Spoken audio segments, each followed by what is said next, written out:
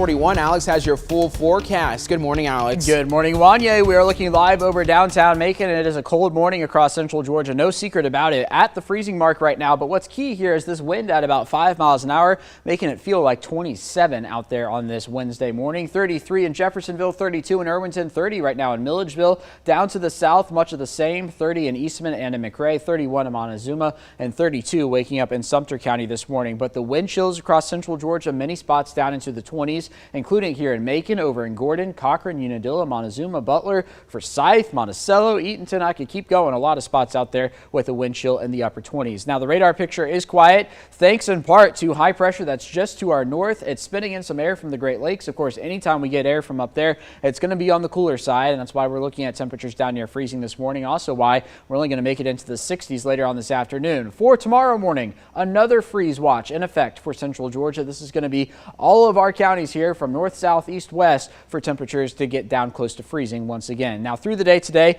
we will get back close to 50 by the noon hour, into the 60s later on this afternoon. I have a high temperature in the low to mid 60s. Then into the night tonight, this is why a freeze watch is in effect, talking about lows here in the mid to low 30s in a few spots. And then through the day tomorrow, back closer to 70 across central Georgia as a southerly wind builds in and that high pressure begins to move away. Now here we are Friday at 6 a.m.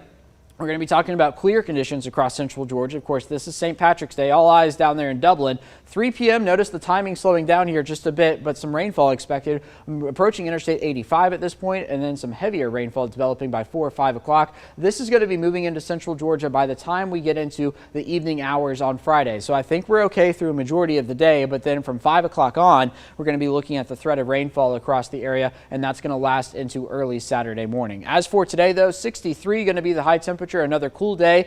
Very few clouds out there. It's going to be a mostly sunny day. Sunrise comes your way at 7:45. Still getting used to that from daylight saving time beginning over the weekend. Then for St. Patrick's Day, 75 the high temperature. Again, rain expected after 3 p.m. Winds out of the south 10 to 15 miles an hour. Sunset on St. Patrick's Day at 7:44. But for Dublin, of course, all the festivities going on down there, it is going to be a few degrees warmer, talking about a high temperature right around 77 at 5 p.m. And it's going to be from 5, 6, 7 o'clock on where the rainfall threat will be around there in Lawrence County. So, of course, we will be keeping a close eye on that. The hope is, though, we get the back edge of the rainfall out of Lawrence County and out of central Georgia for Saturday morning for the St. Patrick's Day parade. I think we're going to have luck in doing that. It took the rain chance off of Saturday, but it is still going to be a cool morning across central Georgia with lows down into the 40s and afternoon high temperatures. We should be close to 70 for this time of year, but the Cherry Blossom Festival, it's certainly going to be a cool one, at least cool to start this year in central Georgia.